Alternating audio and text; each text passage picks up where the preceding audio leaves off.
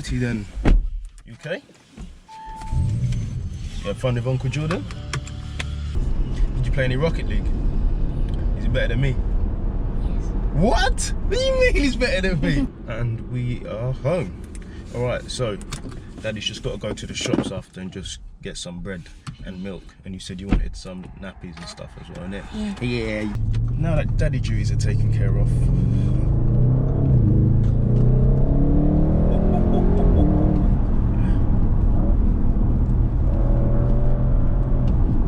Oh wait, did I say I was buying bread? Yes guys, what is going on, and welcome back to another video. In this video we've got the Audi RS6 in Tango Red. This metallic paintwork absolutely pops in this lovely weather that we seem to be having here in the UK. This for me guys, I know you're going to be saying, oh my days, it's dangerous on the wallet. Yes, sure it is. However, this is super practical. Let me show you something. 560 litres of boot space. This is what we're looking at right here. 560 litres of boot space. We've got the pram in there, booster seat, camera bag, and probably could fit about £100 worth of shopping, as far as you're not obviously buying water bottles or rice or cement from B&Q.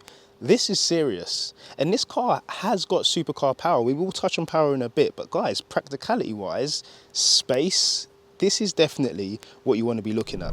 But you didn't really spend 110 grand on a car simply because it's got big boot space. The reason why I would is for this.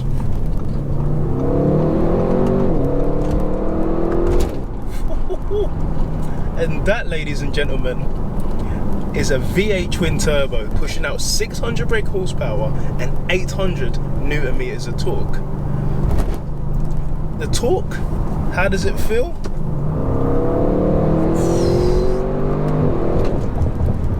Gear shift after gear shift, power, wave, power, wave. Those are the two words. Nothing else matters once you plant your foot straight down to the floor. And Audi have managed to do something rather fancy.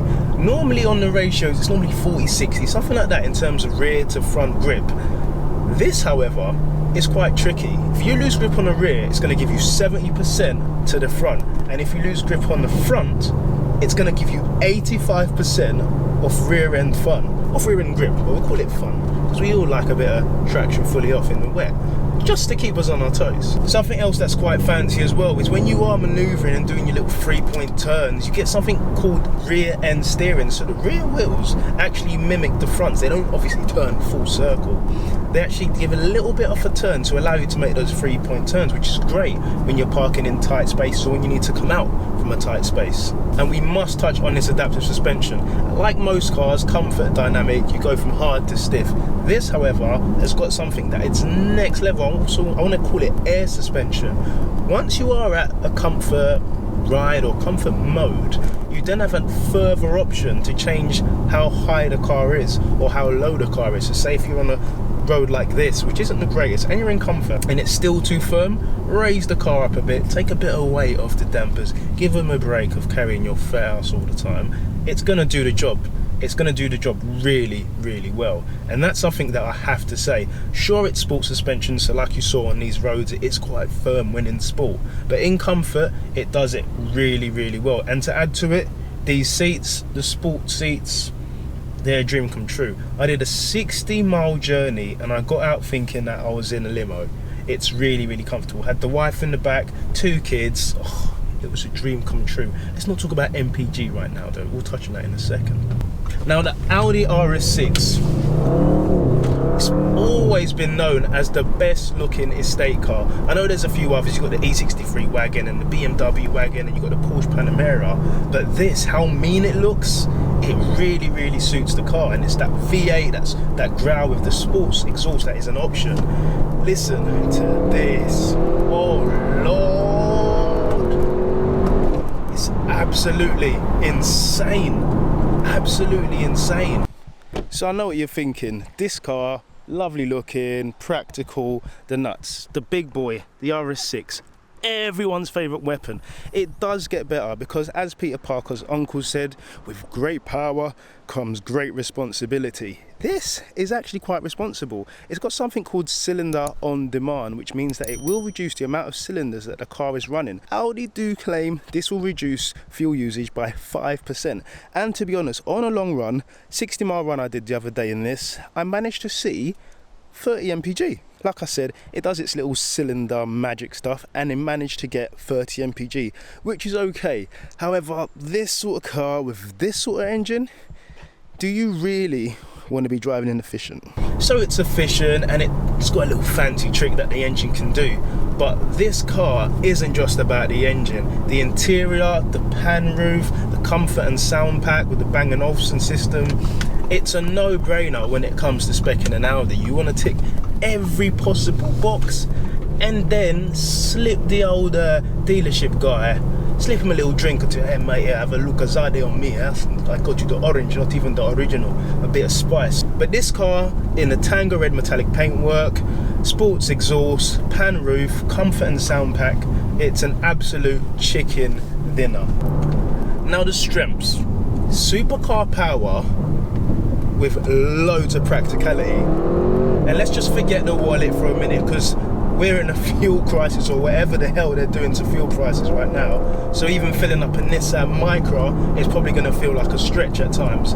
But this supercar power, put the wife, 2 kids in the car, drop him at school, get on it right afterwards.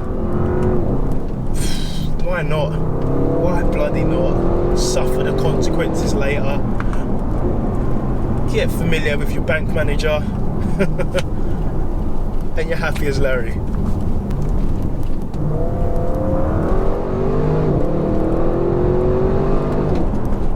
And these front anchors, the 4 pots on the rear and 6 pots on the front,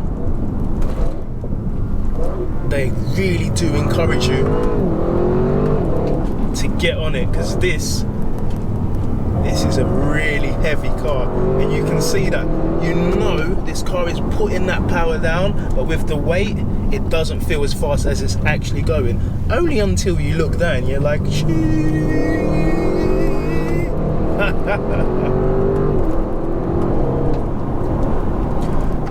the biggest weakness for me, and that's even a strong word when talking about new cars, because you've got to compare new cars to new cars, is the sound. How much of that sound is actually outside?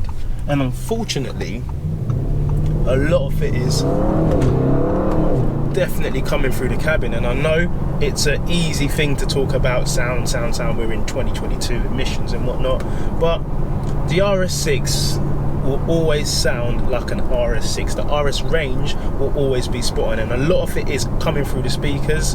It's got the optional exhaust, and I have to tell you, it sounds amazing. It has to happen, but we need to learn to turn down the sound, and if we can do that, we're on to a winner. But the speakers, the sound coming through the speakers, yeah, it's a bit no for me. So outro question. You've got 110 grand, you're looking for something north of 500 brake horsepower, something to drop the kids off that they won't mind you dropping them off in, something you could go out to the restaurant with the wife and look quite elegant in. What would you go for? Because I know what I would do. Guys, as usual, if you have enjoyed this video, please give it a thumbs up, subscribe if you're new to the channel, and hit that notification bell so you'll be notified whenever a new video hits the channel, and I will see you in the next one. God bless. Oh, mate. Savage.